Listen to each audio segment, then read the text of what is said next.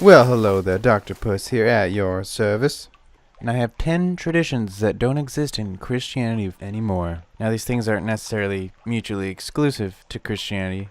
Some of them are. But these things here I see as evidence of how hypocritical religion can be, and vile it can be, and is also evidence of basically how humans created it, and can adapt it and change it however they please. Either just kind of for no reason, or based on general moral consensus in the world. And we'll start off with a bang. Slavery. Now, the Bible is chock full of slavery. Although it didn't start with the Bible, there's evidence of it basically happening around 11,000 years ago. Kind of when agriculture started becoming a thing. You needed people working the fields. One of the earliest known records of slavery is within the Code of Hammurabi around 1700 BC. And then the Bible comes around. It's definitely in there. It's an established institution within the Bible. There's plenty of rules and regulations as far as what to do with your slaves and how to handle them, and various aspects of how to deal with your slaves. Well, generally in the Old Testament, it sort of outlines different types of slaves and how they need to be treated. Generally the categories are Hebrew slaves, male Hebrew slaves, non-Hebrew slaves, female Hebrew slaves. For example, Exodus 21 verses 7 through 11. This is for female Hebrew servants who happen to be your daughter. If a man sells his daughter as a servant, she is not to go free as male servants do. And there's a couple other guidelines after that from various situations. Sort of outlines what you gotta do to sell your daughter to slavery. Exodus 21, 2 through 5 sort of outlines a male Hebrew servant. He's to serve you for 6 years. At the 7th he shall go free. A good long 6 years. Exodus 21 seems to be the sort of rule book for owning your slaves. If we go to verse 20, it states, anyone who beats their male or female slave with their rod must be punished if the slave dies as a result. But if they don't die, they're not to be punished if the slave recovers after a day or two, since the slave is their property. That's pretty straightforward. And according to verse 26, if you own the slave, and it's male or female, you hit him in the eye and it destroys their eye. You have to let him go to compensate for the eye. Same thing for a tooth on the next verse. And given all that, you might get the rebuttal, oh, it's just the Old Testament. That one's meh. The New Testament's what we're going off of. It's still in the New Testament. For example, Luke 12, verse 47. In context, this is Jesus answering a question from Peter. The servant who knows the master's will and does not get ready or does not do what the master wants will be beaten with many blows. In other situations, he'll be beaten less, or she.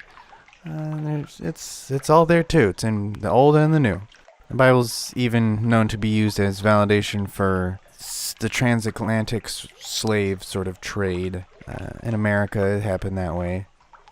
Plausibly, it was even used in the movement against slavery too. So, you can use it however the fuck you want to use it. But there are specifically rules and guidelines on how to interact with and beat your slaves in the Bible.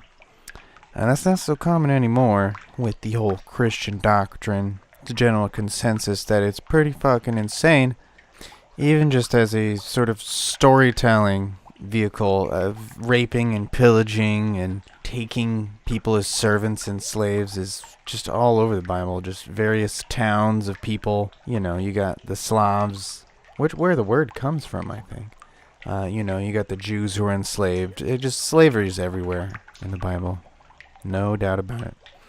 On to number 2, creationism, as opposed to the encroaching idea of evolution. In general, you got Genesis. It's the whole creation story. And a few days here, a few days there, everything, bam, in a week, everything is here and existing. Typically, Christian fundamentalists dispute the existence of evolution through what they call creation science, using biblical texts. In the beginning, God created the heavens and the earth, and then it goes from there. You got the void and the darkness. Then he says, let there be light, and then you got heaven, then you get the waters, and you get dry land, then you get grass and trees and the breeze, and you get the morning and the evening, and everything else starts spilling in, then you get everything, and people and animals and everything like that. But then you got the other side, this sort of modern consensus on the evidence of a common descendant for humans and all other animals and living things. which is demonstrated by paleontology and genetics and history and evolutionary biology and geology and cosmology and all sorts of other related fields. So that results in some sort of fundamentalist Christians adopting the idea of evolution, even saying that's God. He threw in the little sprinkle of evolution. It was him. It's his fault. Of course, it's here. It's him. Even to the point where the Catholic Church accepts the existence of evolution. Pope Francis officially making a statement that the Creator brought everything to life. Of course, evolution's around. It's not inconsistent with the notion of creation. You got guys like Ken Ham also agreeing with it. He's got the Museum of Creation. You got dinosaurs with each other, and he knows what the fuck he's talking about. I think this is an obvious sign of the sort of development into being a moderate sort of religion.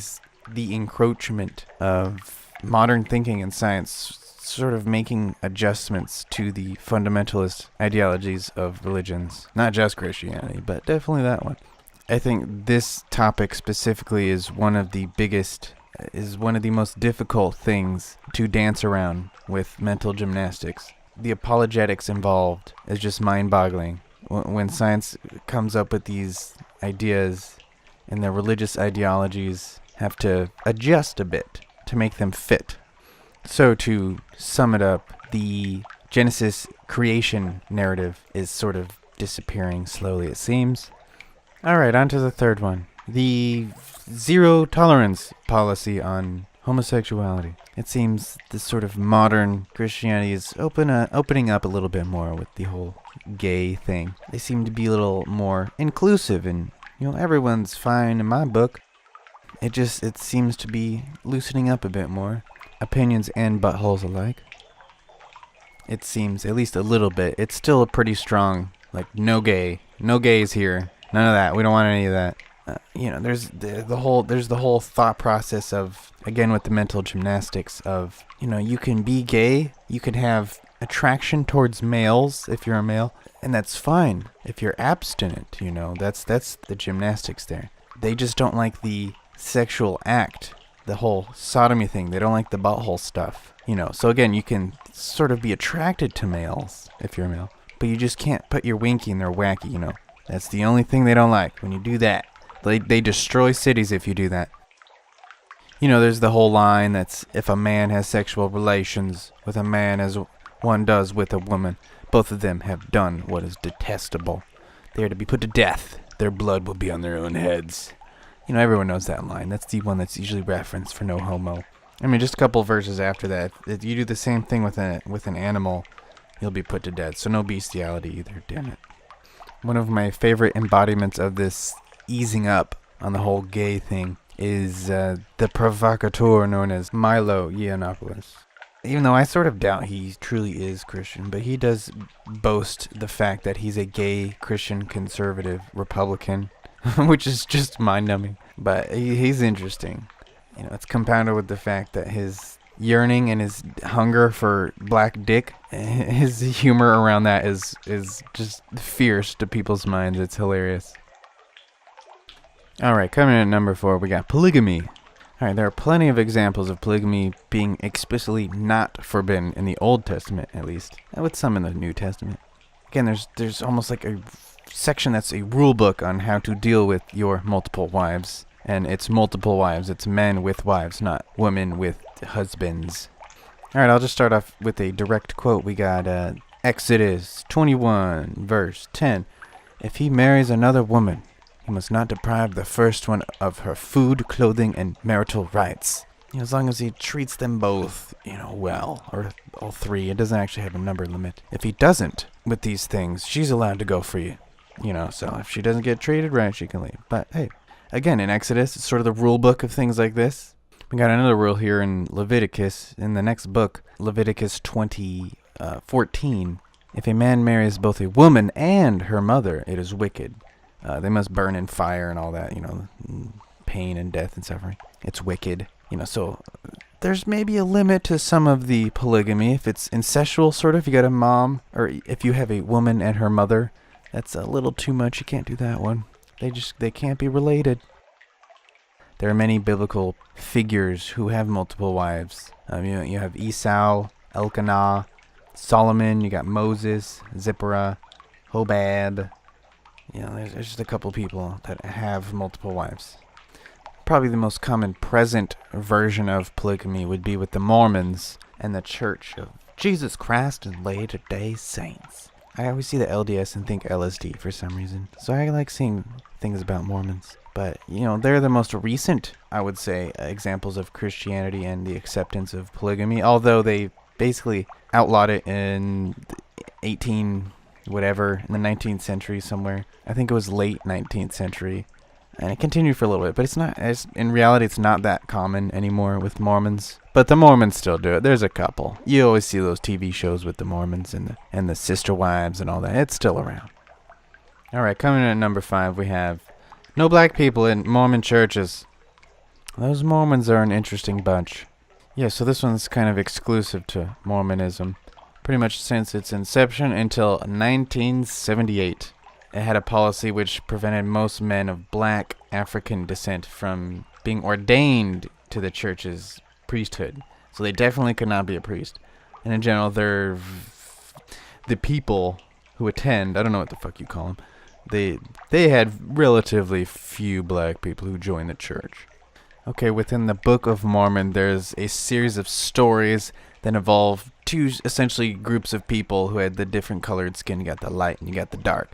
Essentially, the dark had a curse because they were disobeying God, and the white, you can become whiter if you obey him. You become white and delightsome. I think the light-skinned people were the Nephites, and the dark skin were the Lamanites. There's a Mormon website, lds.org, even acknowledges this. It says, despite this modern reality, which I assume means acceptance of everyone, for much of its history, from the mid-1800s until 1978, the church did not ordain men of black African descent into its priesthood or allow black men or women to participate in temple endowment or sealing ordinances, whatever that is. Yeah, they didn't like them, or they didn't allow them in, that's all. And then it subsequently goes over its quite impressive mental gymnastics and explains why and where that comes from and all that. And it's all okay nowadays, sort of thing. Alright, this one's a little more subtle. It's not as demeaning to humanity in general, but the flat earth myth. This one isn't mutually exclusive to Christianity, but there does seem to be a prominence of young earth creationists and flat earth and Christian people. I mean, it does show up kind of a bit. And there are biblical reasonings behind the flat earth myth. There's the whole four corners sort of quote from Isaiah 11:12 and Revelation 7:1. You gotta imagine there's four corners. It's more of a square at that point, but it'd have to be flat. That's often referenced when validating the idea of the flat earth. Another one that's used is from Matthew 4:8 and Luke 4:5. It says, again, the devil taketh him unto an exceedingly high mountain and showeth him all the kingdoms of the world. You gotta think about it for a second. If you got a flat world and you're high enough, you can see everything. You got a curved earth, which it is, you're not gonna be able to see what's on the other side of the earth. And that's simple as that. I mean, to see the curvature, all you gotta do is go up in a plane or look at an image from NASA. Look at the moon from where we are. The concept of celestial bodies being spherical. You could look at Jupiter. You look at an image of the view from the Burj Khalifa. Yeah, it's quite fascinating, some of the logic behind the flat earth. That one is definitely dying out. Not too many people left believe that one. But there's a few, and you find them on YouTube, and you can see them go through what it takes to think that. Alright, up next we have castrato, or castrati. It's a type of vocalist whose balls have been chopped off. You get this sort of strange combination of the agility of a female, given the lack of testosterone, but you have the lungs and the capacity of a male. You get this hybrid who has a very unique type of singing voice. You get the higher range, you get the wider range, sort of the male and female range combined. It was sought after in various religious circles of music throughout history. They're not quite around anymore. Okay, essentially you have to mutilate the genitals of a prepubescent boy around ages 7 to 9 or so. And then you have to give them quite a long period of voice training. And sometimes they might become an opera star or something of a good choir boy singer. It was primarily a European practice in the Catholic Church choirs. It started, in the 16th century or so and ended around the end of the 19th century. There's sort of a strange hypocritical stance that the Catholic Church had on this in the 17th and 18th century. It was forbidden under canon law to castrate young boys, yet they still hired them as singers in their church. So they created the demand for it, but they also didn't like it, It doesn't make sense. And you might be thinking to yourself, why do you have to cut off the balls of the men? Why don't you just let the women sing the higher parts and let the men do the things they normally do? The problem there is women weren't allowed, as a generalization, to sing or to participate in the music of the church. It was exclusively for men. That was a fairly common practice for much of antiquity and, getting to medieval and Baroque a bit. It started opening up a little bit more to the women. But castrati were pretty agile and sought after. I mean, naturally, some of these castrations weren't desired by these young boys. That would kind of suck to get your balls cut off and you end up not really being that good of a singer and you just kind of stuck with that situation. Alright, up next we have multiple popes. Within the Catholic Church, you typically have one pope, but there was a time when there was two, and there was at least one time when there was three. It's not so common anymore, but it's happened. This time was known as the Papal Schism. It was a time of a split in the Catholic Church. It was from 1378 to 1417. There was three individuals who claimed to be the true pope, all and with slightly different ideologies and theologies. Imagine that there were some issues and divisions within the Catholic Church. Popes. This new pope we have, he's a cool dude. One of his favorite albums is Revolver by the Beatles. And he happens to like Dark Side of the Moon, too. What a cool hip pope we have. Alright, I'll call this next one Infant Damnation.